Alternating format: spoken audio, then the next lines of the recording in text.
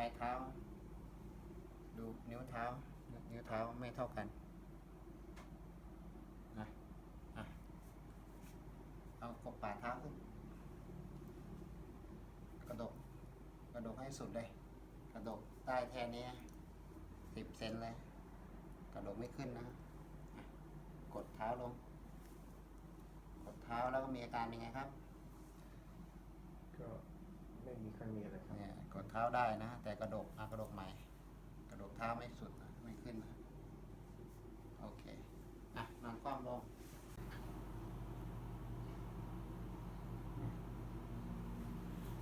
กระดูก L ที่ 5 S 1เคลื่อนกดทับตรงนี้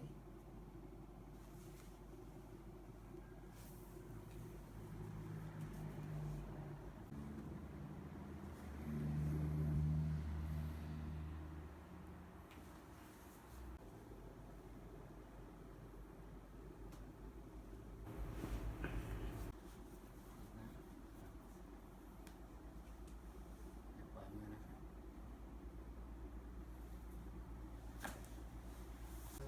ขา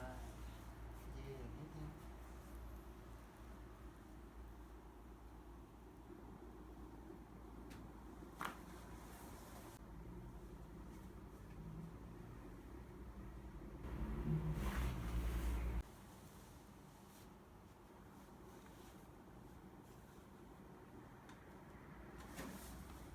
หนีบไว้หนีบสะโพกไว้นะครับหนีบแน่นๆเลยหนีบสะโพกแน่นๆเลย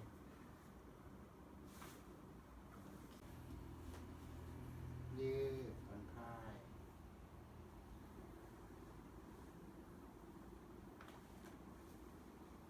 ศอกขึ้นแขนอก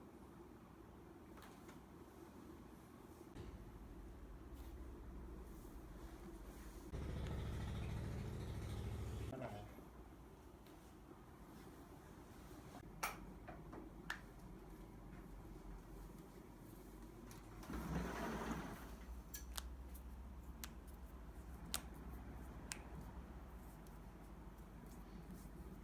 โอเคนอน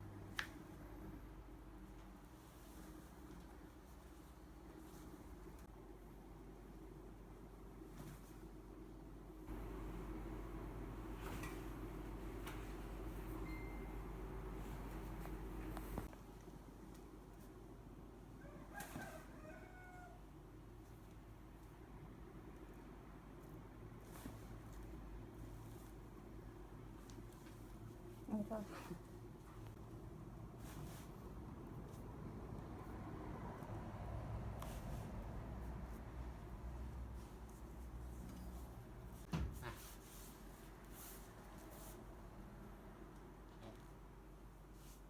เท่ากันแล้วเท้าเท่ากันนะ